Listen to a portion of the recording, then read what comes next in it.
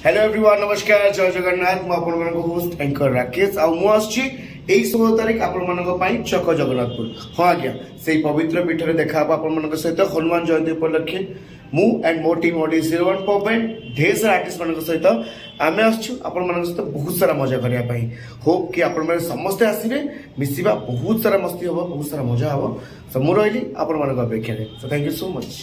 नमस्कार this is your favourite singer Bapu Panda. आसंता April 16 तारिख दिन मु आसुची हनुमान जयंती उपलक्षे चक जगन्नाथपुर खंतापड़ा बालेश्वर।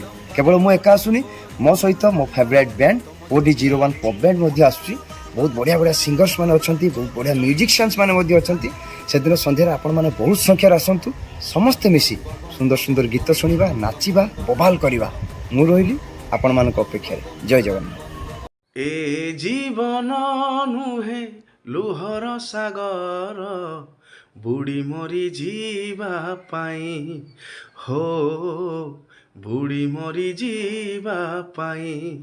नमस्कार मु सिंगर देवाशीष मु आसुची आसंता एप्रिल 16 तारिख चक जगन्नाथपुर को हनुमान जयंती उपलक्षे मु एकुटी आसुनी मो सहित ओडी 01 पॉप बैंड सबू आर्टिस्ट मैंने अच्छा आपण मैंने आसतु गीत नाच कार्यक्रम से संगीत को आम सहित भरपूर एंजॉय करूँ।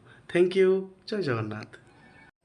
नमस्कार मु सिंगर सीमा आसंता एप्रिल 16 तारिख हनुमान जयंती उपलक्षे हवाक जाता एक सुंदर कार्यक्रम को नहीं मु आसुचे आपण मानकर अंचल छक जगन्नाथपुर बालेश्वर को with OD 01 pop band live and exclusive. So आशा करुँचे आपण मैंने समस्ते बहुत संख्यार आसिक आम सहित जॉइन करूँ।